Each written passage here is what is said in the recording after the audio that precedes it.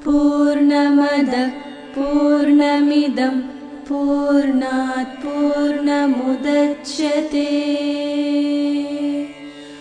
पूर्णस्य पूर्णमादाय पूर्णमेवावशिष्यते।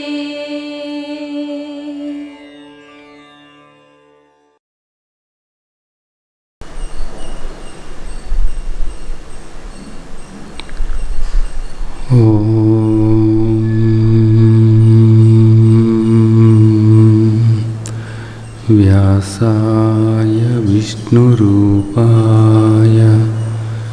व्यासरूपाय विष्णवे नमो वै ब्रह्मनिधये वासिष्ठाय नमो नमः नमो नमः नमो नमः।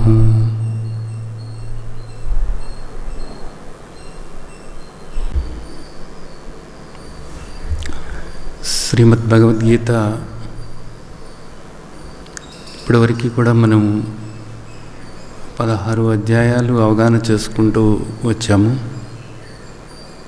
ఈరోజు మనం 17వ అధ్యాయం శ్రద్ధాత్రయ విభాగయోగం మొదలు పెట్టుకుంటున్నాము. 16వ అధ్యాయంలో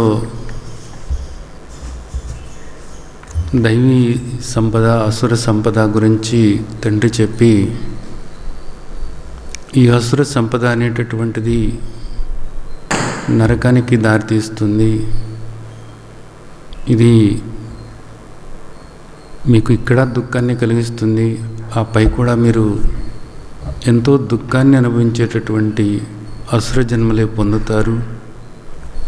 కాబట్టి ఈ అసుర భావాలు ఏవైతే ఉన్నాయో వాటన్నిటినీ కూడా వదులుకోండి అనేది చెప్పారు. దైవీ సంపద పెంచుకోవాలి అనేది 26 లక్షణాలతో మనకు దైవీ సంపద పెంచుకోమని తండ్రి చెప్పడం జరిగింది.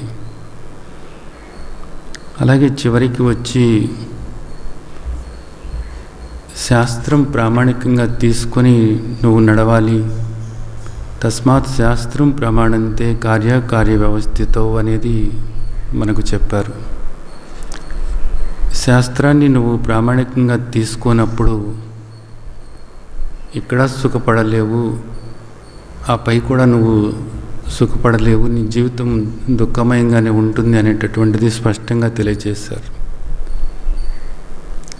అంటే మనకు అర్థమైంది ఏమిటి? అసుర భావాలు ఏవైతే ఉన్నాయో వాటిని పోగొట్టుకుని దైవీ సంపద పెంచుకోవాలి అనేది. రెండో విషయం ముఖ్యమైనటువంటిది, అతి ముఖ్యమైనటువంటిది, మన జీవితానికి శాస్త్రం ప్రామాణికం అవ్వాలి, శాస్త్రం ప్రకారంగానే మనం నడుచుకోవాలి తప్ప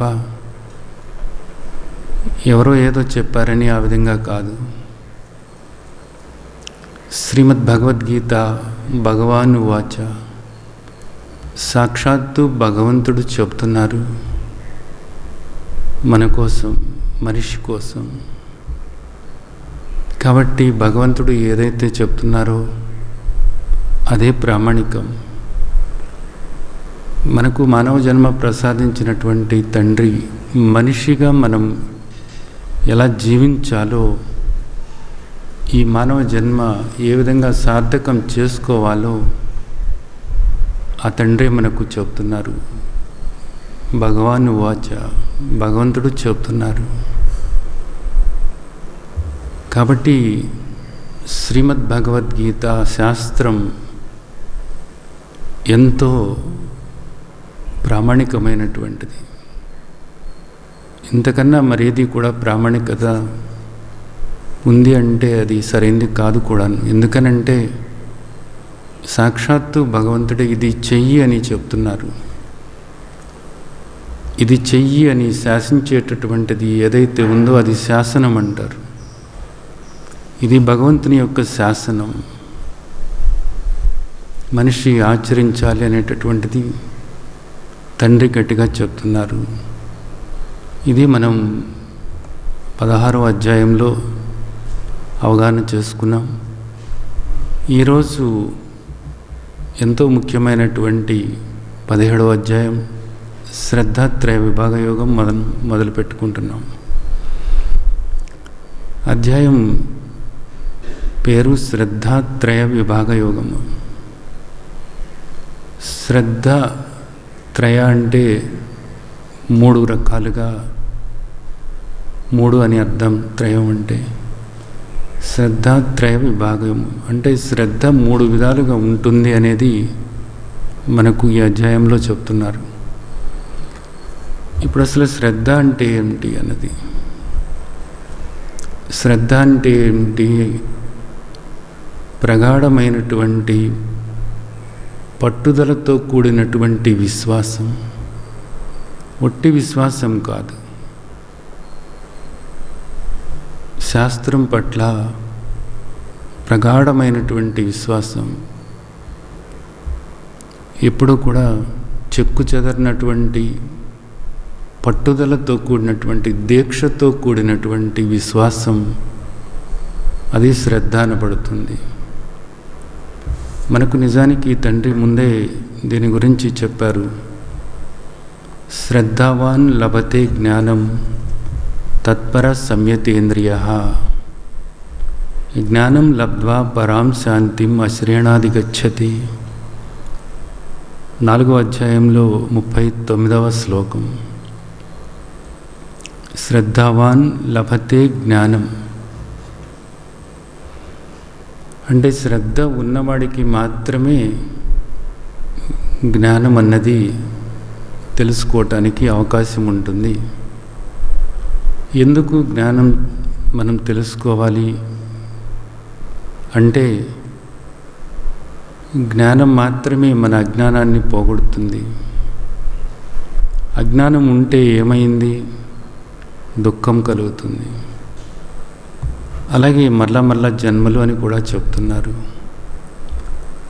ఇక్కడ మనిషి ఎంతో దుఃఖాన్ని అనుభవిస్తున్నాడు. ప్రతి క్షణము కూడా ఎంతో అలజడి, ఆందోళన, అశాంతి, బాధ, భయము, అసహనము, అసంతృప్తి, వాటికి తోడు ఈర్ష్య, అసూయ, ద్వేషము, కోపము, కపటము, శత్రుత్వము, ఇతరులకు చెడు చూడటము, ఇలాంటి వాటిల్లో కూరుకుపోయి ఉన్నాడు. ఎందుకు ఇదంతా ఈ విధంగా ఉంది అంటే అజ్ఞానం వల్లనే. వీటన్నిటికీ కారణం ఏంటంటే అజ్ఞానమే. ఇక్కడ ప్రతి ఒక్కరి దుఃఖానికి కారణం ఏంటంటే అజ్ఞానమే, అంతే. ఇది కూడా తెలవక ఎదుటివాళ్ళు నా దుఃఖానికి కారణం అనుకుంటూ ఇంకా ద్వేషం పెంచుకుని ఇంకా అజ్ఞానంలోనే కూరుకుపోవటం అనేది జరుగుతుంది. తండ్రి అందుకే స్పష్టంగా చెప్తున్నారు,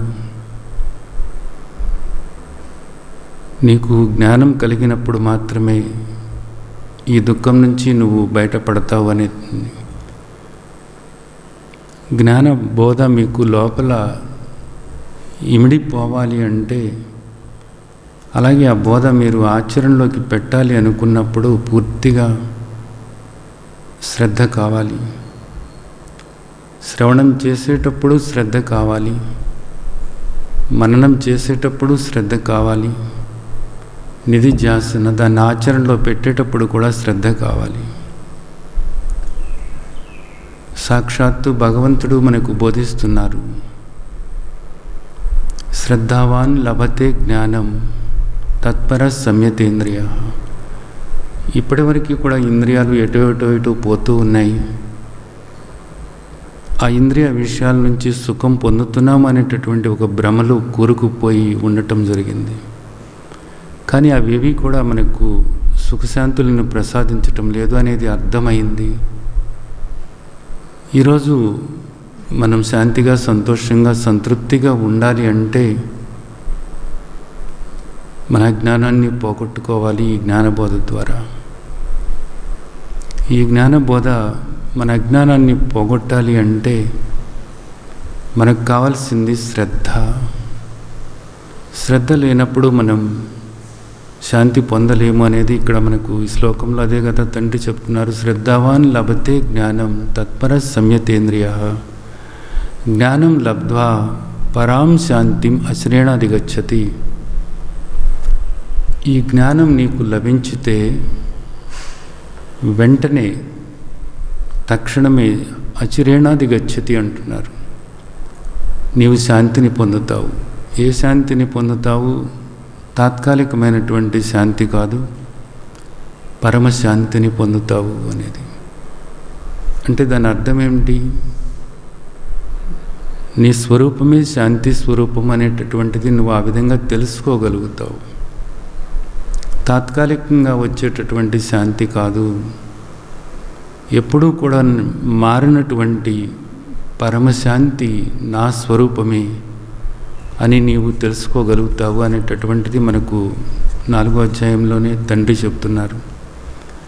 అలా కాకుండా నీకు ఇంకా సంశయాలు అలాగే ఉన్నట్లయితే అజ్ఞాచ్చ అశ్రద్ధదానచ్చ సంశయాత్మా వినశ్యతి నాయం లోకోస్తి న పరో న సుఖం సంశయాత్మ అని చెప్తున్నారు.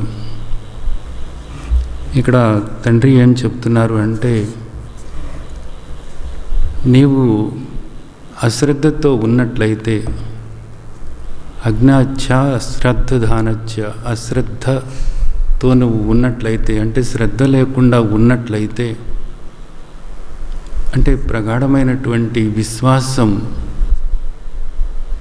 పట్టుదలతో కూడినటువంటి విశ్వాసం నీకు లేకుండా సంశయాత్మ ఇంకా సంశయాలతోనే ఊగిసలాటతోనే నువ్వు ఉన్నప్పుడు ఇక్కడ నువ్వు సుఖం అనుభవించలేవు, ఆపై కూడా నిజానికి నీవు సుఖపడలేవు.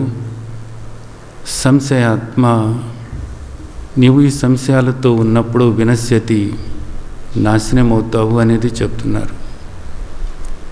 అంటే ఈ జన్మ వృధా చేసుకుంటావు, ఎంతో విలువైనటువంటి ఈ మానవ జన్మ, దుర్లభమైనటువంటి ఈ మానవ జన్మ నీవు వృధా చేసుకుంటావు అనేటటువంటిది ఆ హెచ్చరిక తండ్రి చేస్తున్నారు.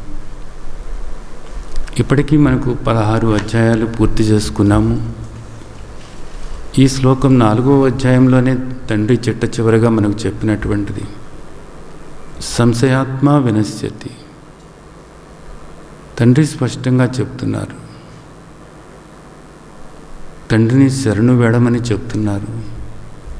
మనసు ఆయన మీద లగ్నం చేయమంటున్నారు, ఆయనకు భక్తుడిగా ఉండమంటున్నారు, ఆయన్ను ఆరాధించమంటున్నారు, ఆయనకే నమస్కరించమంటున్నారు. ఇంకే సంశయము లేకుండా ఆయన మనకు ఏదైతే చెప్పారో దాన్ని ఆచరించమని చెప్తున్నారు. భగవాన్ వాచ, భగవంతుడు చెప్తున్నారు. ఇంత మనకు తండ్రి చెప్పినప్పటికీ కూడా, ప్రతిజ్ఞ చేసి చెప్పినప్పటికీ కూడా ఇంకా ఊగిసలాటతోనే ఉన్నప్పుడు సంశయాత్మ వినశ్యతి, నాశనమైపోతావు. ఈ జన్మ నువ్వు వృధా చేసుకుంటావు, ఇక్కడ నువ్వు సుఖపడలేవు, ఆపై కూడా ఎంతో దుఃఖాన్ని అనుభవించాల్సినటువంటి పశుపక్షాది క్రిమికీటకాలు జన్మలు వస్తాయి నీకు అనేది అంత స్పష్టంగా చెప్తున్నారు. ఇది కాబట్టి పూర్తిగా విశ్వాసం ఏర్పరచుకోవాలి.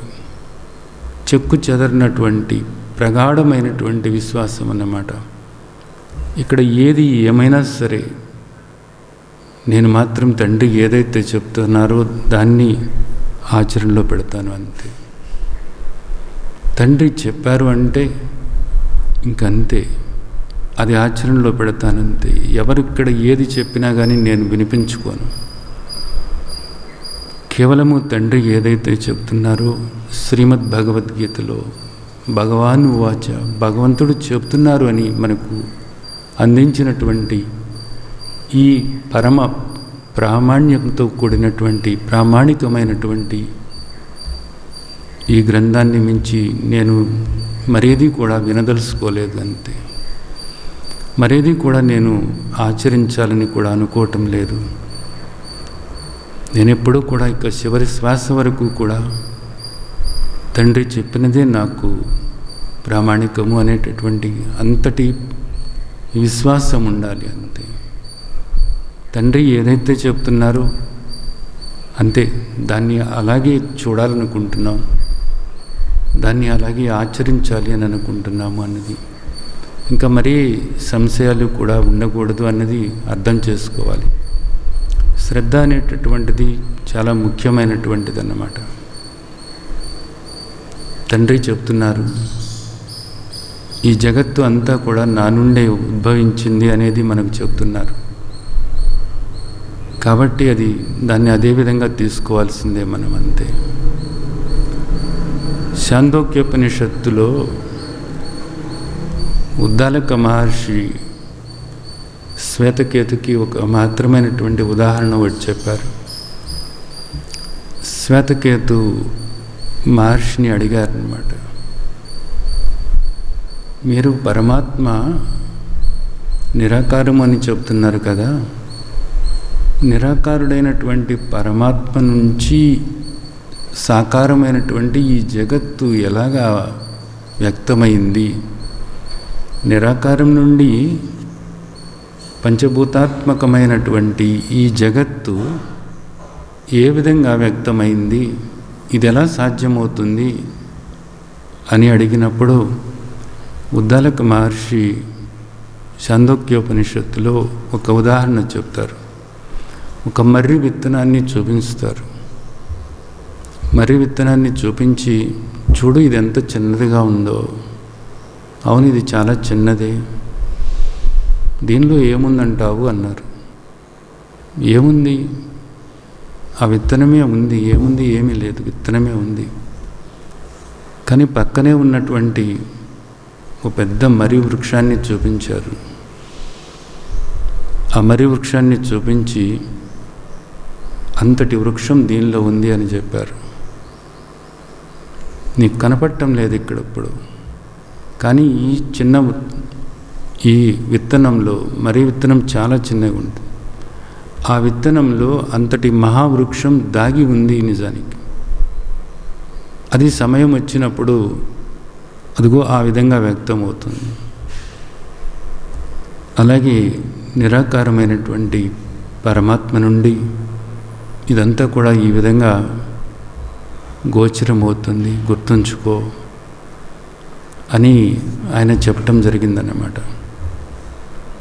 కాబట్టి వీటన్నిటినీ కూడా మనం దృష్టిలో ఉంచుకొని శ్రద్ధ మనకు ఉందా లేదా అనేటటువంటిది, అంటే ప్రగాఢమైనటువంటి విశ్వాసం. నాకు విశ్వాసం ఉందండి, కాకపోతే నేను కొంచెం బద్దగిస్తున్నాను అంటారు. అది సరైంది కాదు. పట్టుదల ఉండాలి అంతే. ఎప్పుడు ఈ శ్వాస ఆగుతుందో ఎవరికి తెలుసు? ఈ శ్వాస ఆగిపోయే లోపు నేను ఖచ్చితంగా ఇది పొందుతాను అనేటటువంటిది నిజానికి ఎప్పుడు ఆగిపోతుందో తెలవని శ్వాసను మనం ఎలాగ నమ్మాలి? ఏ క్షణంలో మృత్యువు మన తలుపు తట్టుతుందో ఎవరికి తెలుసు? ఇలాంటి సందర్భంలో, ఇలాంటి పరిస్థితుల్లో మనం ఎంత జాగ్రత్తగా ఉండాలి, ఎంతగా మనం శాస్త్రాన్ని విశ్వసించాలి, ఎంతగా పట్టుదలతో ఉండాలి, ఎంత దీక్షతో ఉండాలి అనేది ప్రతి ఒక్కరూ కూడా అర్థం చేసుకోవాల్సినటువంటి విషయం. ఒక దీక్షతో ఉండాలి అంతే. ప్రతి క్షణము కూడా దీక్ష, ప్రతి క్షణము కూడా తండ్రి ఏం చెప్పారు, నేను అలా ఉన్నానా లేదా, అలా ఉన్నానా లేదా, ఈ పట్టుదల ఏర్పరచుకోవాలి. అది సరైనటువంటి విశ్వాసం అవుతుంది, అది సరైనటువంటి శ్రద్ధ అవుతుంది. ఇప్పుడు ఈ అధ్యాయంలో మన తండ్రి శ్రద్ధ గురించి మనకు 3 విధాలుగా చెప్పబోతున్నారు. ఇది చాలా ముఖ్యమైనటువంటి అధ్యాయం. సాధన అనేటటువంటిది మేము చేస్తున్నాము అనేది చెప్తూ ఉంటారు చాలామంది. అంటే ఇప్పటివరకు కూడా 16 అధ్యాయాలు అయినాయి కాబట్టి 16 అధ్యాయాల్లోనూ కూడా తండ్రి ఏది పట్టుకోమన్నారు, ఏది వదలమన్నారు, వదలమన్నటువంటివి వదిలిపెడుతూ ఏది పట్టుకోమన్నారో దాన్ని పట్టుకుని ఉండటమే నిజానికి. ఇప్పటివరకు మనం చూసినట్లయితే ఏది అర్థమైంది మనకు? ముఖ్యంగా మనం పట్టుకోవాల్సింది ఏమిటి అంటే, ఆత్మస్వరూపంగా నన్ను నేను పట్టుకుని ఉండాలి. నేను దేహం కాదు, నేను ఆత్మస్వరూపాన్ని. ఈ దేహం అంతమైపోయేటటువంటిది, నాశనమైపోయేటటువంటిది. ఆత్మస్వరూపమైనటువంటి నేను నిత్య సర్వగత స్థాణు అచల సనాతన అవ్యక్త అచింత్య అవికార ఆనంద స్వరూపాన్ని, సచ్చిదానంద స్వరూపాన్ని. నాకు కర్తృత్వ భోక్తృత్వాలు లేవు, నాకు జనన మరణాలు లేవు అని ఆ విధంగా నన్ను నేను తెలుసుకొని అనుభవపూర్వకంగా ప్రతి క్షణము కూడా నేనుగా ఉంటున్నానా లేదా, నేనుగా ఉన్నానా లేదా అని చూసుకుంటూ స్థితప్రజ్ఞుడిగా మారాలి అనేది తండ్రి మనకు చెప్తున్నారు. అలాగే ఇందుకు అడ్డుపడుతున్నటువంటి అసుర భావాలు ఏవైతే ఉన్నాయో అవన్నీ కూడా పోగొట్టుకోవాలి అనేటటువంటిది కూడా మనకు తండ్రి చెప్పారు. ఇవి మనం సాధనగా తీసుకోవాలి. దైవీ సంపద పెంపొందించుకోవాలి. ఆ సంపద పెంచుకోవటానికి మనం అభ్యాసం చేస్తూ ఆ విధంగా మనలో ఒక మార్పు మనం చేసుకుని మన స్వభావం అంతా కూడా దైవీ సంపదతో నింపుకోవాల్సి ఉంది. ఆ విధంగా చేసుకుంటున్నప్పుడు యథార్థమైనటువంటి ఆత్మస్వరూపమైనటువంటి నేనుగా ఉండగలుగుతాను అన్నది అనుభవపూర్వకంగా ప్రతి ఒక్కరూ కూడా అర్థం చేసుకోవచ్చు. ఈ సాధన ఇప్పటివరకు కూడా మనం చేసుకుంటూ వస్తున్నాము. సరే, ఇప్పుడు ఈ సాధన అనేటటువంటిది చేస్తున్నప్పుడు ఎవరు ఏ విధమైన శ్రద్ధతో ఉన్నారు అనేటటువంటిది ఈ అధ్యాయంలో చెప్తున్నారు. అందరూ కూడా మేము సాధన చేస్తున్నాము అనేది చెప్తూ ఉండవచ్చు. అలాగే స్మరణ చేస్తున్నాము, మేము కూడా ఆరాధన చేస్తున్నాము, స్మరణ చేస్తున్నాము, అలాగే దైవీ సంపద పెంచుకోవటానికి అభ్యాసం చేస్తున్నాము, ప్రయత్నం చేస్తున్నాము, అసురభావాలు పోగొట్టుకోవటానికి ప్రయత్నం చేస్తున్నాము అని ఈ విధంగా మాట్లాడుతూ ఉండవచ్చు కూడా. అయితే ఇదంతా కూడా ఏ శ్రద్ధతో చేస్తున్నారు అనేటటువంటిది ముఖ్యమైనటువంటి విషయం. ఆ శ్రద్ధను బట్టే మీకు ఫలితం వస్తుంది. కాబట్టి ఈరోజు తండ్రి మనకు మళ్ళా ప్రత్యేకంగా ఈ అధ్యాయం అంతా కూడా శ్రద్ధ గురించి మనకు తెలియచేస్తున్నారు. శ్రద్ధాత్రయ విభాగ యోగము. ఇప్పుడు మనం అధ్యాయంలోకి వెళదాం.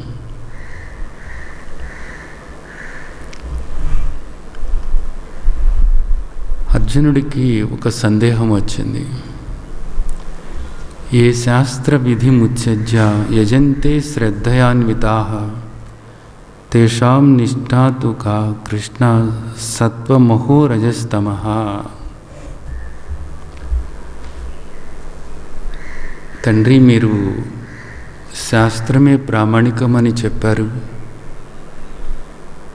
శాస్త్రం నీవు అర్థం చేసుకోనప్పుడు, శాస్త్రాన్ని నీవు ప్రామాణికంగా తీసుకుని శాస్త్రం ప్రకారంగా నడవనప్పుడు నీవు ఇక్కడ సుఖపడలేవు, ఆపై కూడా సుఖపడలేవు అనేది మీరు క్రిందటి అధ్యాయం చివరిలో చెప్పారు కదా తండ్రి.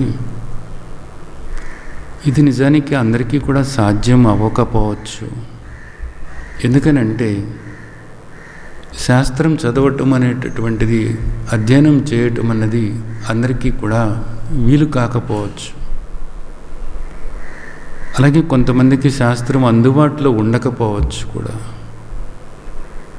పోనీ ఎవరైనా శాస్త్రం అవగాహన చేసుకున్నటువంటి పండితులు శాస్త్రాన్ని బోధిస్తున్నప్పుడు అక్కడికి వెళ్ళి శాస్త్రం ఏం చెప్తుంది అనేది అవగాహన చేసుకోవటానికి కూడా కొంతమందికి సాధ్యం కాకపోవచ్చు కూడాను.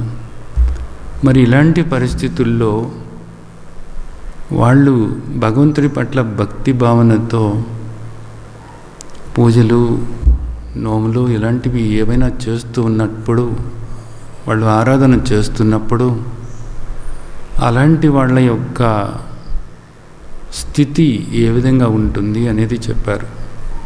అంటే శాస్త్రం ఏమైతే చెప్పిందో దాన్ని గురించి అసలు తెలవని వాళ్ళు, కానీ తండ్రి చెప్పింది మాత్రం శాస్త్రమే ప్రామాణికమని. ఒకవేళ శాస్త్రం ఏం చెప్పిందో తెలవనటువంటి వాళ్ళు, అలాంటి వాళ్ళు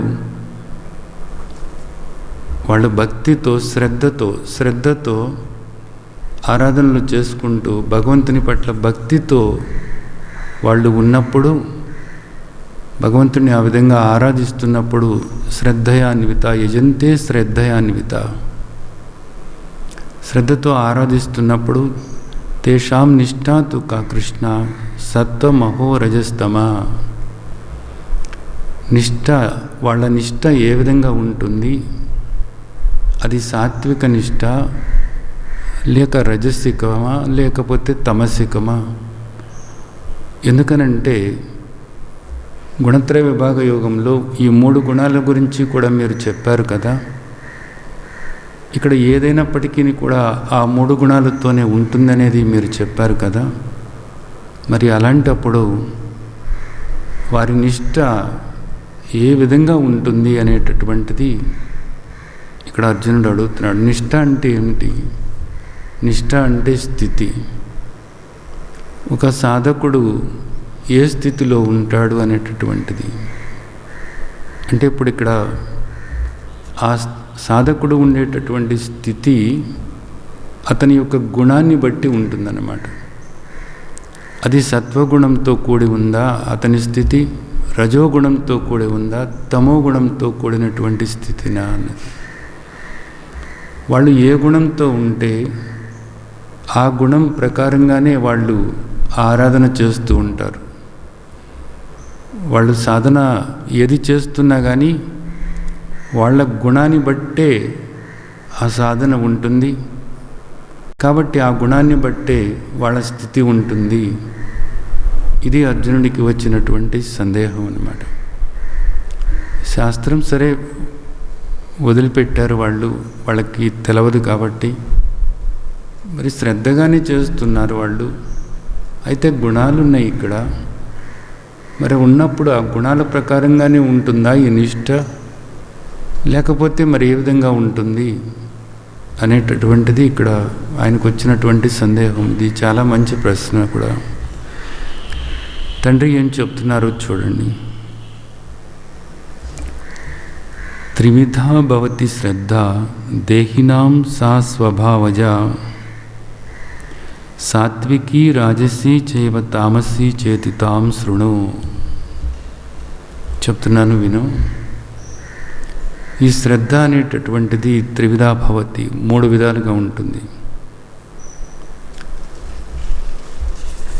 ఎందుకు ఈ విధంగా అంటే దేహినాం సా స్వభావజ, వాళ్ళ స్వభావాలని బట్టి శ్రద్ధ 3 విధాలుగా ఉంటుంది. సాత్విక శ్రద్ధ, రజసిక శ్రద్ధ, తమసిక శ్రద్ధ, ఈ 3 విధాలుగా కూడా ఉంటుందన్నమాట. ఇప్పుడు శ్రద్ధని 3 విధాలుగా ఆయన విభజిస్తున్నారన్నమాట.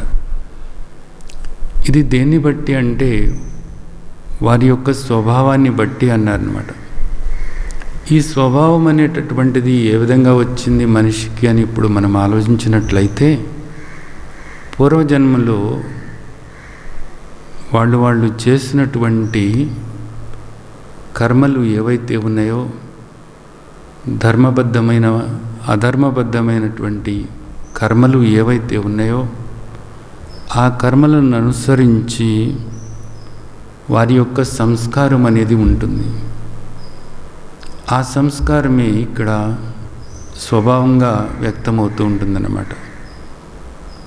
కొంతమంది నిజానికి ఎంతో సౌమ్యంగా ఉంటారు, ఎంతో ధర్మబద్ధంగానూ ఉంటారు. కొంతమంది ఎంతో దుర్మార్గంగా ప్రవర్తిస్తూ ఉంటారు. ఎదుటి వాళ్లకు ఎంత హాని కలుగుతున్నప్పటికీ కూడా వాళ్ళ స్వార్థమే వాళ్ళు చూసుకుంటారు. అలాంటి స్వభావాలు ఇక్కడ మనం చూస్తూ ఉంటాం. ఎంతో భిన్నమైనటువంటి స్వభావాలని మనం చూస్తూ ఉంటాం. ఒకే తల్లికి నలుగురు బిడ్డలు ఉన్నప్పుడు నలుగురి యొక్క స్వభావాలు కూడా 4 రకాలుగా ఉంటాయి అనేది మనం చూస్తున్నాం.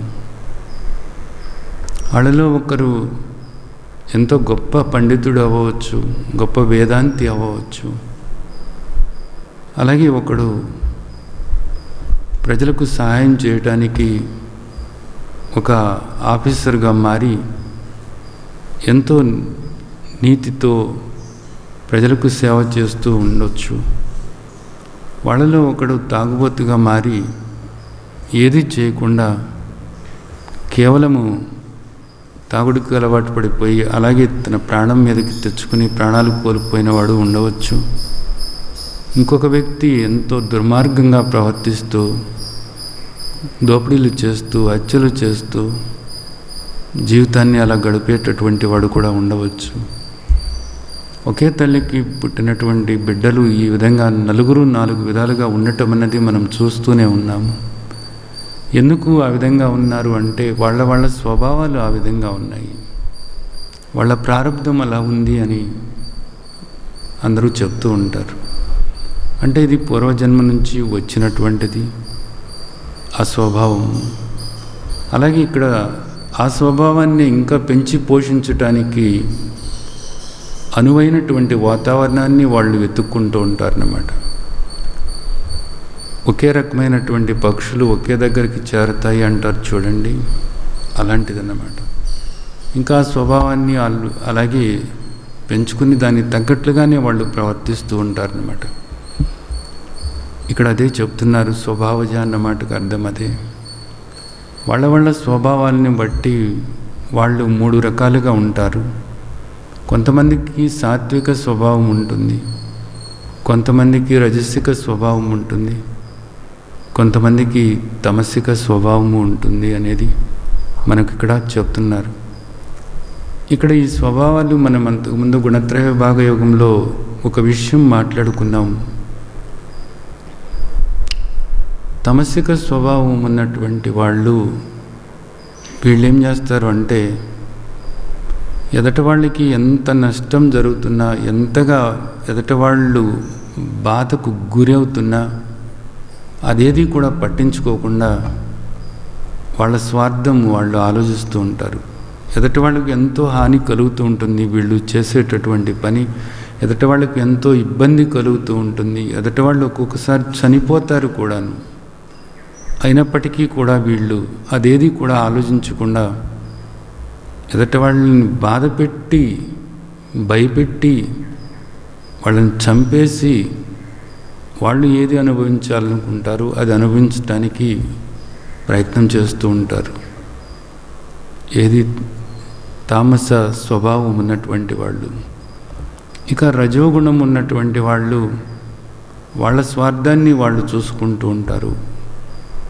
నిరంతరము కూడా వాళ్ళ కోసము, వాళ్ళ అభివృద్ధి కోసము వాళ్ళు ఆ విధంగా చూసుకుంటూ ఉంటారనమాట. దానికి సంబంధమైనటువంటి కర్మలు చేసుకుంటూ వాళ్ళు పెరగాలి, వాళ్ళు వరకు వాళ్ళు సుఖంగా శాంతిగా ఉండాలి అనే దాంతో వాళ్ళ ప్రయత్నం వాళ్ళు చేసుకుంటూ వాళ్ళ పెంపు కోసమే ఆలోచిస్తూ ఉంటారు. ఇక సత్వగుణం ఉన్నప్పుడు వాళ్ళ గురించి కాకుండా ఇతరుల గురించి ఆలోచిస్తారు. నేను ఈ పని చేస్తున్నప్పుడు ఇది ఇతరులకు ఉపయోగపడుతుందా లేదా అనేది ఇతరులను దృష్టిలో పెట్టుకుని ఇతరులకు హాని కలగకుండా బాధ కలగకుండా ఉండేలాగా వాళ్ళ పనులు ఉంటాయి. అంతేకాకుండా ఇతరులకు మేలు జరగాలి అనేటటువంటి దాంతో ఇతరుల క్షేమం కోసము శ్రేయస్సు కోసం ఆలోచిస్తూ ఉంటారు సాత్విక గుణం ఉన్నటువంటి వాళ్ళు. ఇది అర్థం చేసుకోవాల్సినటువంటి విషయం అన్నమాట. అలాగే ఇంకొక రకంగా ఇక్కడ మనం ఆలోచించినట్లయితే తమో గుణం ఉన్నటువంటి వాళ్ళు వాళ్ళ పూర్వీకులు లేకపోతే పక్కన వాళ్ళు ఏదో చెప్పారని చెప్పేసి దానికి సంబంధంగా ఏదో పూజలు అలాంటివి ఏవో చేసుకుంటూ ఉంటారు. అంతే తప్ప శాస్త్రం ఏం చెప్పిందనేది ఎప్పుడు కూడా వాళ్ళు ఆలోచించరు. రజోగుణం ఉన్నటువంటి వాళ్ళు వాళ్ళ అభివృద్ధి కోసం, వాళ్ళ సంపద పెంచుకోవటం కోసం, వాళ్ళ సుఖం కోసం దేవతలను ఆశ్రయించి ఆ పూజలు ఏవో వాళ్ళు చేసుకుంటూ ఉంటారు. సత్వగుణం ఉన్నవాళ్ళు శాస్త్రం ఏం చెప్పింది, ఈ జన్మ సార్థకం చేసుకోవటానికి శాస్త్రం ఏం చెప్పిందని శాస్త్రాన్ని అధ్యయనం చేయటానికి వాళ్ళ స్వభావం అనుకూలంగా ఉంటుందన్నమాట. ఈ విధంగా చూసినట్లయితే మనకు ఇది స్పష్టంగా కూడా బయట మనకు కనపడుతూ ఉన్నటువంటి విషయమే. అదే ఇక్కడ వాళ్ళ స్వభావాలని బట్టి వాళ్ళు ప్రవర్తిస్తారు అని మనకు తండ్రి ఇక్కడ చెప్పినటువంటి విషయం. సరే, తర్వాత శ్లోకంలో ఏం చెప్తున్నారు?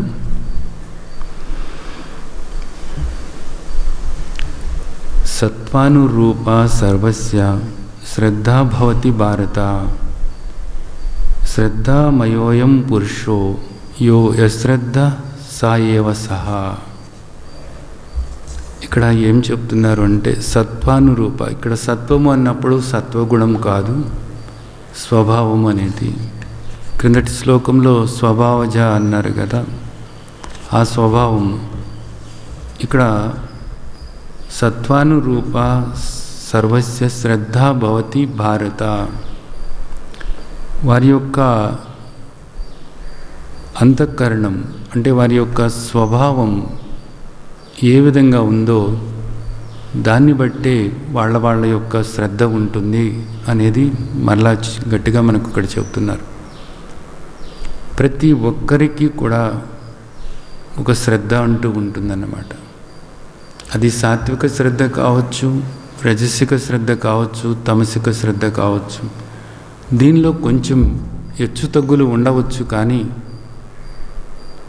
మూలంలో ఏ శ్రద్ధ అయితే ఎక్కువగా ఉందో ఆ శ్రద్ధ ప్రకారంగానే వాళ్ళ స్వభావాలు వ్యక్తమవుతూ ఉంటాయన్నమాట.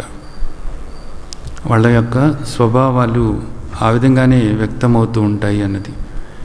ఏ శ్రద్ధ వాళ్ళకు ఎక్కువగా ఉందో అంటే వాళ్ళకున్న స్వభావాన్ని బట్టి వాళ్ళ విశ్వాసం ఉంటుందన్నమాట. సాత్విక విశ్వాసం అనేటటువంటిది శాస్త్రం పట్ల ప్రగాఢమైనటువంటి విశ్వాసం సాత్వికులకు ఎక్కువగా ఉంటుందన్నమాట. రజస్సికుల దగ్గరికి వచ్చేటప్పటికి, రజోగుణం ఎక్కువగా ఉన్న వాళ్ళకు వచ్చేటప్పటికి వాళ్ళ శ్రేయస్సు కోసం అంటే వాళ్ళ సంపద పెంచుకోవటం కోసం, వాళ్ళ స్వార్థం కోసం, వాళ్ళ కోరికలు నెరవేరటం కోసం దానికి సంబంధంగా వాళ్ళ శ్రద్ధ పనిచేస్తూ ఉంటుంది. ఇక తమస్యకమైతే ఇంకా వాళ్ళు ఎదుట వాళ్ళని కూడా బాధ పెట్టేసి వాళ్ళు బాగుపడాలనే దానికి వాళ్ళ శ్రద్ధ ఆ విధంగా పనిచేస్తూ ఉంటుంది. అది తమసిక శ్రద్ధ అన్నమాట. ఈ విధంగా ప్రతి ఒక్కరిలోనూ కూడా శ్రద్ధ ఉంటుంది. శ్రద్ధను బట్టే పురుషుడు ఉంటాడు అనేటటువంటిది మనకి ఇక్కడ ఈ శ్లోకంలో స్పష్టంగా చెప్తున్నారన్నమాట. అంటే ఒక వ్యక్తి యొక్క జీవిత విధానాన్ని మనం గమనించినట్లయితే వాళ్లకు ఏ శ్రద్ధ ఉంది అనేటటువంటిది అందరికీ కూడా తేలిగ్గానే అర్థమవుతుంది అన్నమాట. వాళ్ళు ఆలోచనలు మనకి తెలవకపోయినప్పటికీ కూడా వాళ్ళు చేసేటటువంటి పనులు ఏవైతే ఉన్నాయో ఆ పనులను బట్టి వాళ్ళు సత్వగుణంతో ఉన్నారా, రజోగుణంతో ఉన్నారా, లేదా తమో గుణంతో ఉన్నారా, అంటే ఈ మూడిట్లో ఏ గుణము వాళ్లను ఆ విధంగా ప్రవర్తింపచేస్తుంది, వాళ్ళు ఆ విధంగా ప్రవర్తించటానికి కారణమైనటువంటి గుణం ఏమిటి అన్నదాన్ని తెలుసుకోవటానికి అందరికీ కూడా వీలవుతూనే ఉంటుంది. వాళ్ళ ప్రవర్తనను బట్టి మనం అవగాహన చేసుకోవచ్చు అన్నమాట. అదే ఇక్కడ మనకు చెప్తున్నారు. ప్రతి వ్యక్తికి కూడా తప్పకుండా ఒక శ్రద్ధ ఉండి తీరుతుంది అనేది మనకు చెప్తున్నారు. అయితే ఇక్కడ ఒక విషయం మనం ఆలోచించాలి. ఇది తండ్రి ఈ విధంగా చెప్పిన తర్వాత, పుట్టకతోనే నేను అలాగే పుట్టాను కదా, మరి నాది తమసిక శ్రద్ధ లేదా రజసిక శ్రద్ధ అయినప్పుడు నేను మరి ఈ జన్మ సార్థకం చేసుకోవటానికి పనికిరానా అనేటటువంటి ఆలోచన రావచ్చు కొంతమందికి. కానీ అట్లా కాదు, మన శ్రద్ధను మనం మార్చుకోవచ్చు. ఇది గుర్తుంచుకోవాల్సినటువంటి విషయం అన్నమాట. శాస్త్రం ఏదైతే చెప్పిందో, ఇక్కడ శ్రీమద్ భగవద్గీత భగవాన్ వాచ, భగవంతుడు ఏదైతే చెప్పారో దాన్ని నేను ఆచరించాలి అని పూర్తిగా ప్రగాఢమైనటువంటి విశ్వాసంతో తండ్రి చెప్పిన దాన్ని ఆచరించటానికి తీవ్రమైనటువంటి పట్టుదలతో, ఒక దీక్షతో ఉన్నప్పుడు లోపల స్వభావం కూడా పూర్తిగా మార్చుకోవచ్చు. దానిలో ఏ సందేహము లేదన్నమాట. అందులోనూ కూడా ఈ స్వభావాలన్నీ కూడా ఏ విధంగా వచ్చినాయి అని మనం చూసినట్లయితే, నేను దేహము అనేటటువంటి భావన మీద ఈ స్వభావాలన్నీ కూడా ఏర్పడ్డాయి అంతే. ఇప్పుడు ఇక్కడ మనకి తండ్రి ఇప్పటివరకు కూడా 16 అధ్యాయాల్లో ముఖ్యంగా చెప్పుకుంటూ వస్తుంది, నువ్వు దేహం కాదు, నువ్వు ఆత్మస్వరూపానివి, నువ్వు ద్రష్టవై ఉన్నావు, ఇదంతా కూడా దృశ్యమై ఉంది అనేది మనకు స్పష్టంగా చెప్పారు. కాబట్టి నీవు ద్రష్టగా ఉండు, నీ చేత గమనించబడేటటువంటిది ఏది కూడా నువ్వు కాదు, ఇదంతా కూడా మారేటటువంటిదే, ఇదంతా కూడా అశాశ్వతమైనటువంటిది, ఇది వికారాలు చెందేటటువంటిది, నీవు దుఃఖపడేవాడివి కాదు, నువ్వు ఆనంద స్వరూపానివి, సుఖస్వరూపానివి అనేది మనకు తండ్రి చెప్పారు. ఈ విషయం పట్ల ప్రగాఢమైనటువంటి విశ్వాసంతో నేను గమనిస్తున్నటువంటి ఈ మనసు, ఈ దేహము, ఈ జగత్తు నేను కాదు, ఈ నామరూపాత్మకమైనటువంటిది ఏది కూడా నేను కాదు, నేను కేవలము నిరాకార పరబ్రహ్మ స్వరూపమై ఉన్నాను, నేను కేవలము ఆత్మస్వరూపమై ఉన్నాను అని ప్రగాఢమైనటువంటి విశ్వాసం, చెక్కు చెదరని విశ్వాసంతో తండ్రి ఏదైతే చెప్తున్నారో మనకు దాన్ని ఆచరణలో పెట్టుకుంటూ ఉన్నప్పుడు, గమనికతో ఉన్నప్పుడు, ఆలోచనలకు, భావాలకు, భావోద్వేగాలకు గమనికతో ఉన్నప్పుడు ఖచ్చితంగా ఆ పాత స్వభావాన్ని, మనకు ఇప్పుడు వరకు కూడా దుఃఖాన్ని కలిగించినటువంటి స్వభావం ఏదైతే ఉందో ఆ స్వభావాన్ని పూర్తిగా సమూలంగా మార్చుకోవచ్చు. ఆ స్వభావాన్ని మార్చుకొని సాత్విక స్వభావం పెంపొందించుకోవచ్చు. దాంతోపాటు దైవీ సంపద పెంచుకోవచ్చు. దైవీ సంపద పెంచుకున్నప్పుడు, సాత్విక స్వభావాన్ని పెంచుకున్నప్పుడు తప్పకుండా మన జ్ఞానాన్ని పోగొట్టుకోవటానికి కావలసినటువంటి జ్ఞానం సరైన రీతిలో అవగాహన చేసుకొని ఆ జ్ఞానం విజ్ఞానంగా, అంటే అనుభవంగా మనల్ని తెలుసుకోవటానికి వీలవుతుందన్నమాట. ఆ పట్టుదల కావాలంతే. మన స్వభావాల్ని కూడా పూర్తిగా మార్చుకోవచ్చు. నా స్వభావం అంతే, నేను పుట్టుకతోనే అలా పుట్టాను అనేటటువంటి బాధ ఎవరికీ కూడా అవసరం లేదు. శాస్త్రం చెప్పినటువంటిది ఏదైతే ఉందో దాన్ని సరైన రీతిలో అవగాహన చేసుకుని, సరైన రీతిలో ఎలా దాన్ని ఆచరణ పెట్టాలో అర్థం చేసుకుని, సరైనటువంటి సద్గురువుని ఆశ్రయించి, సద్గురువు యొక్క బోధ అవగాహన చేసుకుంటూ, శ్రవణం చేస్తూ, మననం చేస్తూ, సద్గురువు చెప్పినట్లుగా దాన్ని ఆచరణలో పెట్టినప్పుడు తప్పకుండా ప్రతి ఒక్కరూ కూడా వారి వారి స్వభావాలను మార్చుకోవచ్చు. తమో గుణం నుంచి మారి రజోగుణంలోకి, రజోగుణం కూడా మార్చుకుని సత్వగుణంలోకి కూడా రావచ్చు అనేటటువంటిది ఈరోజు శాస్త్రవేత్తలు కూడా ఇది తప్పకుండా మార్చుకోవచ్చు అనేది చెప్తున్నారు. అంతేకాకుండా ఇవన్నీ కూడా నిజానికి మీ ఆలోచనలే కదా, మీ మనస్సులో ఉన్నటువంటి, మీ అంతఃకరణ చతుష్టయంలో ఉన్నటువంటి మీ ఆలోచనలు, అలాగే మీ చిత్తంలో ఉన్నటువంటి ఆ సంస్కారాలు, వాసనలే కదా. ఆ వాసనల ప్రకారంగానే మీకు ఆలోచనలు వస్తున్నాయి. ఆ ఆలోచనల ప్రకారంగానే ఇక్కడ మీరు ప్రవర్తిస్తున్నారు. ఆ ప్రవర్తనను బట్టే సత్వగుణము, రజోగుణము, తమోగుణము అని ఆ విధంగా మనం ఇక్కడ నిర్ణయిస్తున్నాము. అయితే ఇదంతా కూడా మీ అంతఃకరణ చతుష్టయానికి సంబంధమైనటువంటిదే కదా, ఈ మనస్సు చిత్తానికి సంబంధమైనటువంటిదే కదా. ఇప్పుడు మీ ఆలోచనలు మార్చుకొని మీకు లోపల అంతకుముందు ఉన్నటువంటి దురాలోచనలు ఏవైతే ఉన్నాయో వాటిని సమూలంగా కూడా మీరు పోగొట్టుకోవచ్చు అనేది మనకు శాస్త్రం చెబుతుంది.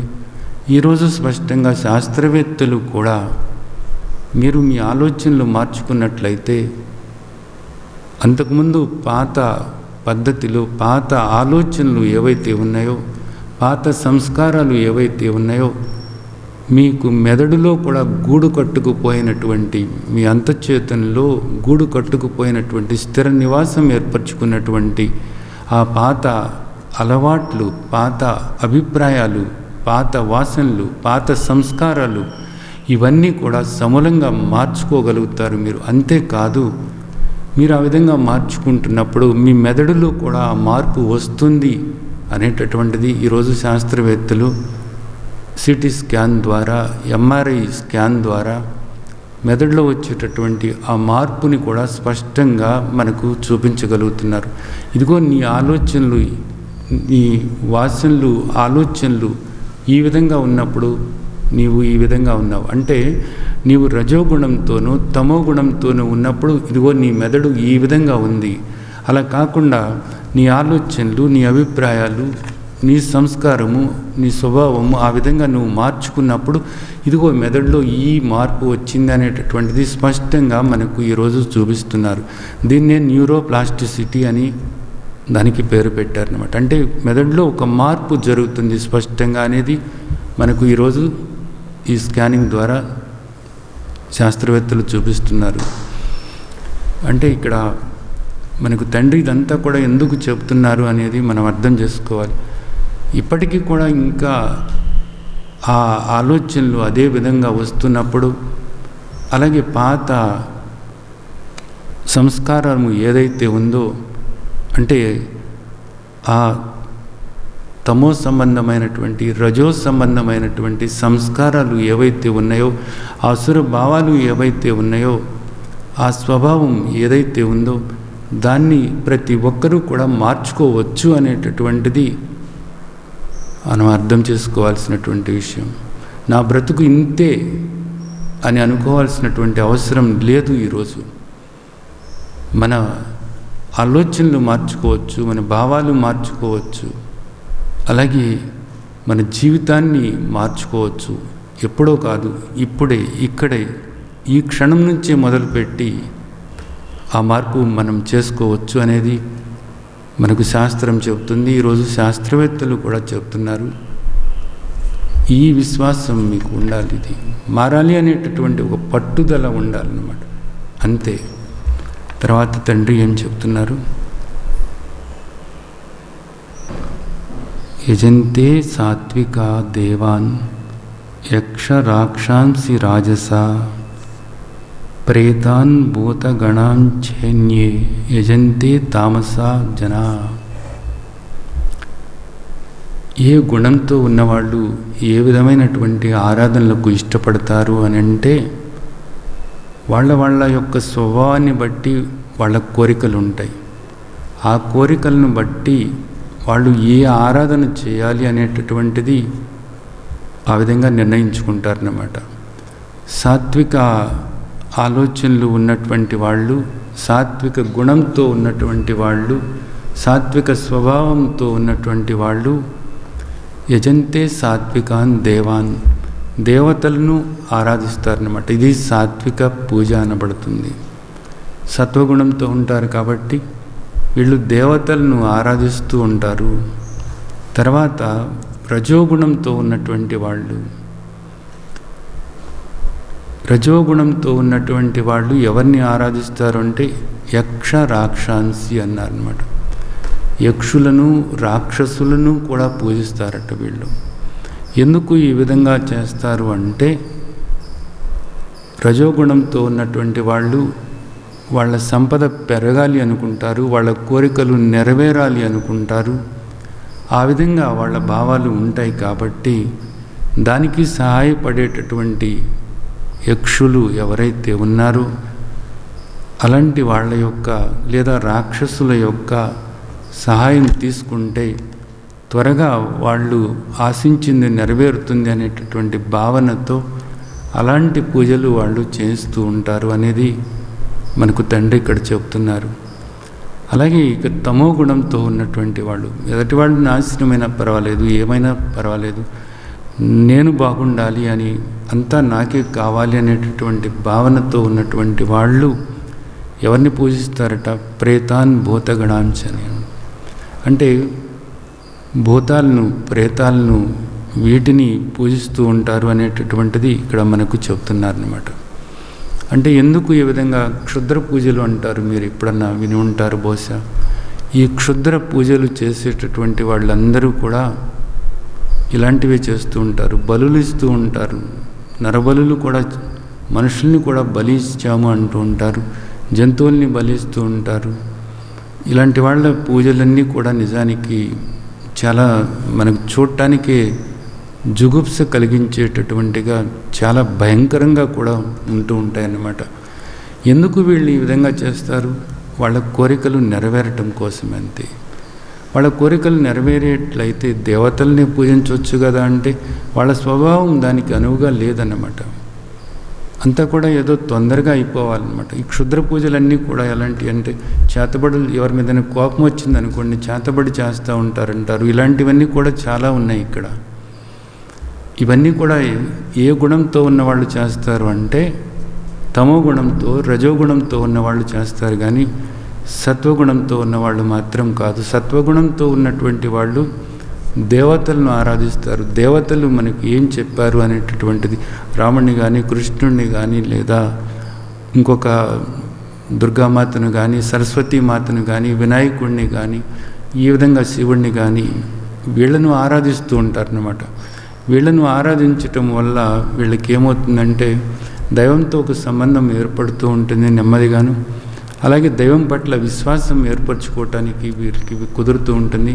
అలాగే దైవం నాకు ఏం చెప్పింది అనేటటువంటిది కాస్త అర్థం చేసుకుని ఆచరణలో పెట్టడానికి కూడా వీలవుతుంది. క్రమేణా వీళ్ళు ప్రామాణికమైనటువంటి శాస్త్రం, ఈ జన్మ సార్థకం చేసుకోవటానికి ఏ శాస్త్రం అనుకూలమైనటువంటిదో ఆ శాస్త్రాన్ని అధ్యయనం చేయటానికి లేదా శ్రవణం చేయటానికి, మననం చేయటానికి ఇష్టపడుతూ ఉంటారన్నమాట. ఈ విధంగా మనకి తండ్రి ఇక్కడ వాళ్ళ స్వభావాలని బట్టి వాళ్ళ ఆ గుణంతో ఉన్నారు కాబట్టి ఆ గుణంతో ఉన్నటువంటి వాళ్ళు, ఏ గుణంతో ఉన్నవాళ్ళు ఏ పూజ చేస్తారు అనేటటువంటిది ఈ శ్లోకంలో మనకు చెప్తున్నారన్నమాట. తర్వాత శ్లోకం చూసినట్లయితే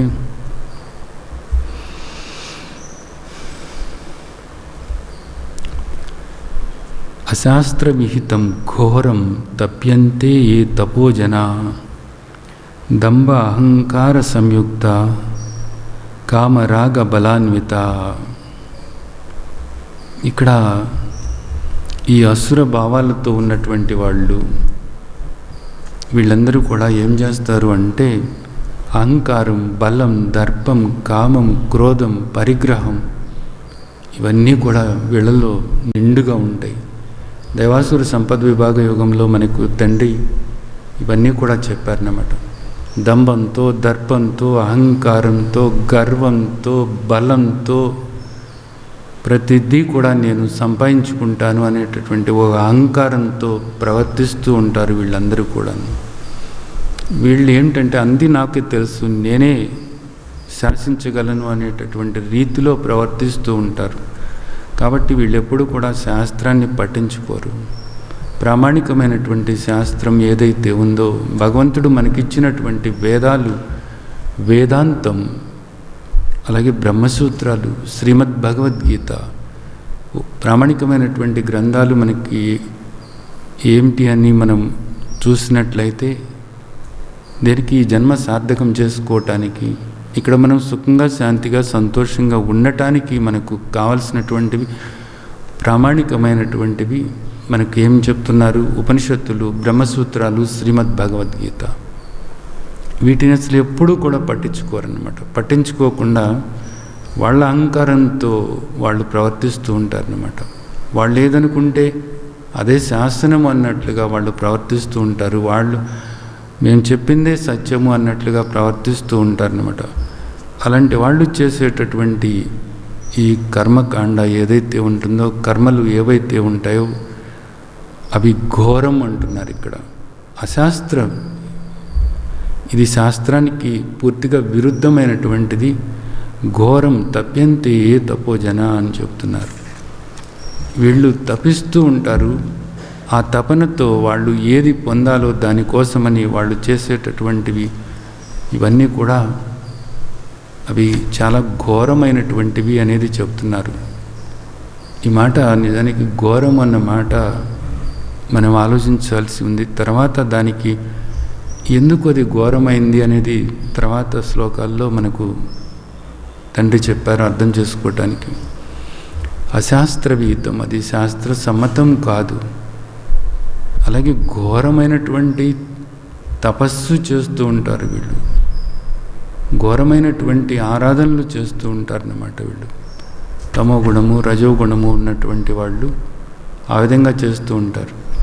కానీ సత్వగుణం ఉన్నటువంటి వాళ్ళు సాత్విక పూజలు చేస్తూ ఉంటారు. దేవతలను ఆరాధిస్తూ సాత్వికంగానే ఉంటారు. వాళ్ళు చేసే పూజలు కూడా సాత్వికంగానే ఉంటాయి. అలాగే దేవుడు నాకు ఏం చెప్పారు అనేటటువంటి దాన్ని కాస్త వినటానికి వీళ్ళు ఇష్టపడతారు. శాస్త్రం ఏం చెప్తుంది అనేది, అలాగే భగవంతుడు మనకు అందించినటువంటి వేదాలు ఏవైతే ఉన్నాయో ఆ వేదాల్లో ఏం చెప్పారు, చివరికి ఆ వేదాలు మనల్ని వేదాంతంలోకి తీసుకువెళుతున్నప్పుడు వేదాల యొక్క ముఖ్యమైన ఉద్దేశ్యం ఏమిటి? వేదాంతంలోకి మనల్ని నడిపించటమే. కాబట్టి ఆ వేదాంతంలో మనకు ఏమందించారు భగవంతుడు అని ఆ వేదాంతం యొక్క సారమైనటువంటి శ్రీమద్ భగవద్గీత, భగవంతుడు మనకు బోధించినటువంటి భగవద్గీతలో తండ్రి ఏం చెప్పారు అనేటటువంటి దాన్ని తెలుసుకుని ఆచరణలో పెట్టడానికి ఆ విధంగా ప్రయత్నిస్తారు సాత్విక గుణం ఉన్నటువంటి వాళ్ళు. ఇక్కడ ఘోరమైనటువంటి తపస్సు అని ఎందుకు అన్నారు అంటే, ఇవన్నీ కూడా వాళ్ళ ఆలోచనల ప్రకారంగా వాళ్ళు చేసుకునేటటువంటివి అన్నమాట. శాస్త్రానికి సంబంధం లేదు. కల్పితమైనటువంటి, మనోకల్పితమైనటువంటి అలాంటి తపస్సులు ఆచరిస్తూ ఉంటారు, అలాంటి పూజలు చేస్తూ ఉంటారు, ఆరాధనలు చేస్తూ ఉంటారు, రకరకాలైనటువంటివి కూడాను. కర్షయంతః శరీరస్థం భూతగ్రామమచేతసః మాం శైవాంతః శరీరస్థం తాన్ విద్యా అసుర నిశ్చయాన్.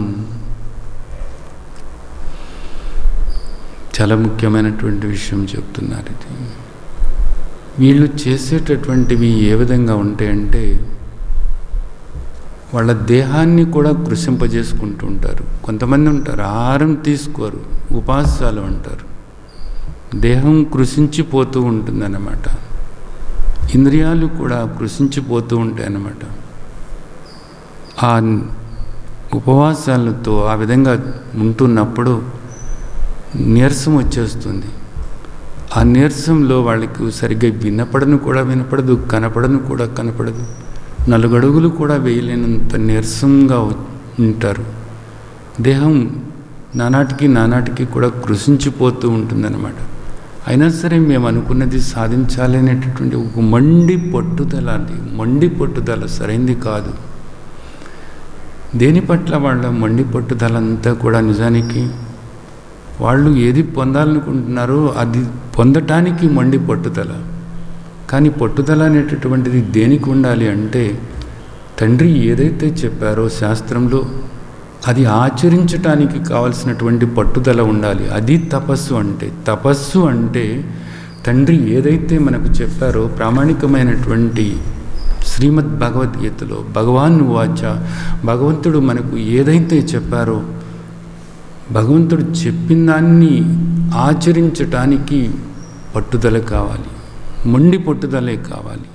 ప్రగాఢమైనటువంటి విశ్వాసంతో మొండి పట్టుదల తండ్రి చెప్పిన దాన్ని ఆచరించటానికి కావాలి. కానీ వాళ్ళ ఇష్టమైన రీతిలో వాళ్లకు మనసుకు తోసినట్లుగా వాళ్ళ కోరికలు ఏవో నెరవేర్చుకోవటం కోసం రకరకాలైనటువంటి క్షుద్ర పూజలు లాంటివి చేస్తూ యక్షుల్ని రాక్షసుల్ని పూజిస్తూ అలాగే భూతాలను ప్రేతాలను పూజిస్తూ ఇలాంటి క్షుద్ర పూజల కోసం అని చెప్పేసి వాళ్ళని వాళ్ళు హింసించుకుంటూ ఉంటారన్నమాట. నిజానికి కొన్నిసార్లు మీరు చూస్తూ ఉండవచ్చు, కొట్టుకుంటూ ఉంటారు, రక్తం కారుతూ ఉంటుంది. దేహానికి రక్తం కారుతున్నప్పటికీ కూడా అది గొప్పగా అనుకుంటూ ఉంటారన్నమాట. ఒక్కొక్కసారి వాళ్ళు కోసుకుంటూ ఉంటారు.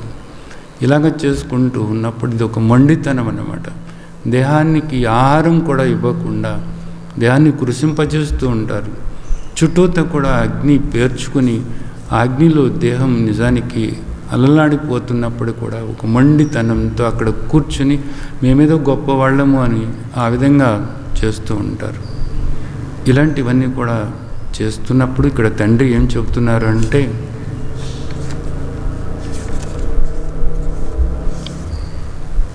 శరీరస్థం, ఈ శరీరం ఏదైతే ఉందో, ఈ దేహం ఏదైతే ఉందో కర్షయంతా కృషించుకుపోతుంది అన్నాడు. అంటే ఈ దేహం అంతా ఇబ్బంది పడుతుంది, దేహం బాధకు గురవుతూ ఉంది.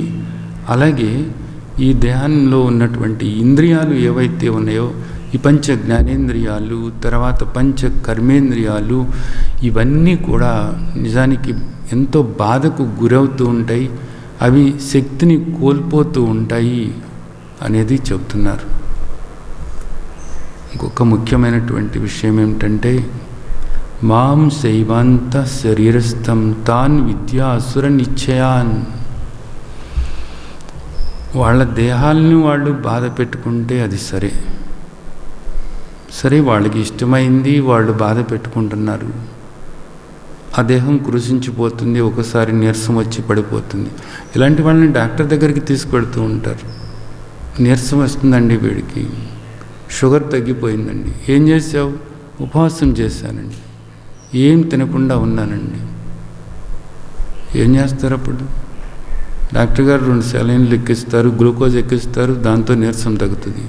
ఎందుకు వచ్చింది ఇదంతాను కూడాను? అలాగే కొంతమంది కోసుకుంటూ ఉంటారు, కాల్చుకుంటూ ఉంటారు, ఇలాంటివన్నీ కూడా చేస్తూ ఉంటారు అన్నమాట. సరే, వాళ్ళ దేహాల వరకు వాళ్ళు కృషింపజేసుకుంటున్నారు, బాధ పెట్టుకుంటున్నారు. ఎవరి పిచ్చి వాళ్ళకి ఆనందం కదా, అంతవరకు సరే. ఇప్పుడు ఇక్కడ తండ్రి ఒక ముఖ్యమైనటువంటి విషయం మనకు చెప్తున్నారు. మాం శైవాంత శరీరస్థం తాన్ విద్యా అసుర నిశ్చయాన్ అని చెప్తున్నారన్నమాట. ఈ అసుర భావాలు ఉన్నటువంటి వాళ్ళు, ఈ రాక్షస భావాలు ఉన్నటువంటి వాళ్ళు, ఈ తమోగుణంతో రజోగుణంతో ఉన్నటువంటి వాళ్ళు, వీళ్ళు వాళ్ళ దేహాల్లో ఉన్నటువంటి అంతర్యామినైనటువంటి నన్ను బాధకు గురి చేస్తున్నారు అంటున్నారు.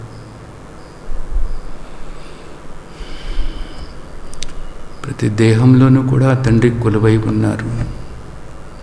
ఈశ్వర సర్వభూతానాం హృదయేశార్జున తిష్టతి సర్వస్య చాహం హృది సన్నివిష్టో. ప్రతి దేహంలోనూ కూడా నేను ఆత్మగా ఉన్నాను. అహమాత్మ గుడాకేశ సర్వభూతాశ స్థిత. మీ దేహంలో ఉన్న ఆత్మ పరమాత్మే. పరమాత్మేతి చాప్యుక్తో దేహేస్మిన్ పురుష పర. ఆ విధంగా పరమాత్మ ఈ దేహంలో కొలువై ఉన్నప్పుడు పరమాత్మ చెప్పారు, ఏది చెప్పారో అది అవగాహన చేసుకోకుండా, దాన్ని ఆచరించకుండా పరమాత్మ చెప్పిన దానికి పూర్తి విరుద్ధంగా ప్రవర్తిస్తున్నారు. తండ్రి మనకు శ్రీమద్ భగవద్గీతలో ఒక విషయం చెప్పారు. ఏమని అంటే, ఎక్కువగా తిన్నవాడు ఈ సాధన చేయటానికి పనికిరాడు, అస్సలు తిననివాడు కూడా సాధన చేయటానికి పనికిరాడు అని చెప్పారు. తండ్రి చెప్పినటువంటి దాన్ని విస్మరించి, అది పట్టించుకోకుండా, లేదు నేను ఉపవాసం చేస్తే, తినటం మానేస్తే నాకేదో దేవుడు కనపడతారు, దేవుని అనుగ్రహం నాకు వస్తుంది అనేటటువంటి ఒక భ్రాంతి, ఒక భ్రమలో వాళ్ళు ఉంటారు. వాళ్ళ ఆలోచన ప్రకారంగా వాళ్ళు చేసుకుంటూ పోతారు. వాళ్ళ దేహాన్ని కృషింపజేసుకుంటున్నారు. అంతేకాకుండా ఆ దేహంలో ఉన్నటువంటి అంతర్యామిని కూడా బాధకు గురి చేస్తున్నారు అనేటటువంటిది తండ్రి ఇక్కడ మనకు చెప్తున్నారు. ఇది నిజానికి ఎంత దారుణమైనటువంటి విషయం. తండ్రి చెప్పిన దాన్ని పట్టించుకోవటం లేదు. తండ్రిని ఇక్కడ బాధకు గురి చేస్తున్నారు నిజానికి. అలాగే తాను ఆత్మస్వరూపం అనేటటువంటిది తెలుసుకునేటటువంటి అవకాశం కూడా లేకుండా చేసుకుంటున్నారు వీళ్ళు. ఎంతసేపు కూడా వీళ్ళ దృష్టి దేని మీద ఉంటుంది? నిజానికి ఈ రజోగుణము తమోగుణంతో ఉన్నటువంటి వాళ్ళ దృష్టి ఎంతసేపు కూడా బాహ్యమైనటువంటి సంపదల మీద, బాహ్యమైనటువంటి సుఖశాంతుల మీదే ఉంటుందన్నమాట. బాహ్యంగా సుఖశాంతులు పొందాలనేటటువంటి దాంతో బాహ్యమైనటువంటి సంపదను పెంచుకుంటూ బాహ్యమైనటువంటి వాటి వల్ల వచ్చేటటువంటి భోగాలను అనుభవించాలని, ఆ సుఖం కోసమే, ఆ సంతృప్తి కోసమే వాళ్ళు ప్రయత్నం చేస్తూ ఇవన్నీ కూడా ఇలాగే చేస్తూ ఉన్నప్పుడు తండ్రి చెప్పిన దానికి విరుద్ధంగా ప్రవర్తిస్తున్నప్పుడు తండ్రికి బాధ కలగదా అన్నది.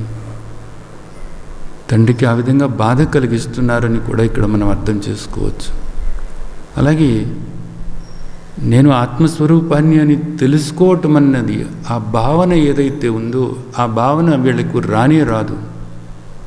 అలా కాకుండా కొంతమంది నేను ఆత్మస్వరూపమని తెలుసుకున్నప్పటికీ కూడా, తాను పరమాత్మ యొక్క అంశ అని తెలుసుకున్నప్పటికీ కూడా, ఆ దేవాది దేవుడు లోపల కొలువై ఉన్నారు అని తెలుసుకున్నప్పటికీ కూడా ఎవరో ఏదో చెప్పారు, ఎవరో ఏదో చెప్పారని వాళ్ళు చెప్పింది వీళ్ళు చెప్పింది ఈ విధంగా ఆచరణలో పెట్టి ఈ విధంగా దేహాల్ని కృషింపచేసుకుంటూ ఇలాగ క్షుద్ర పూజలు చేసుకుంటూ ఈ కోరికలు నెరవేర్చుకోవటానికి వాళ్ళు కూడా ఈరోజు శాస్త్రం ఏం చెప్పిందో తెలవనటువంటి వాళ్ళు, వాళ్లకు సాత్విక గుణం ఉన్నప్పటికీ కూడా దేవతలను ఆరాధించుతూ ఏదో అలాగే జీవితం గడుపుకోవటం జరగవచ్చు అని మనం అనుకుంటాం. కానీ ఇలాంటి వాళ్ళని కూడా ప్రక్కన ఉన్నటువంటి తమో గుణంతో ఉన్నటువంటి వాళ్ళు, ఈ క్షుద్ర పూజలు చేసేటటువంటి వాళ్ళు, ఈ విధంగా వాళ్ళ కోరికలను నెరవేర్చుకోవటానికి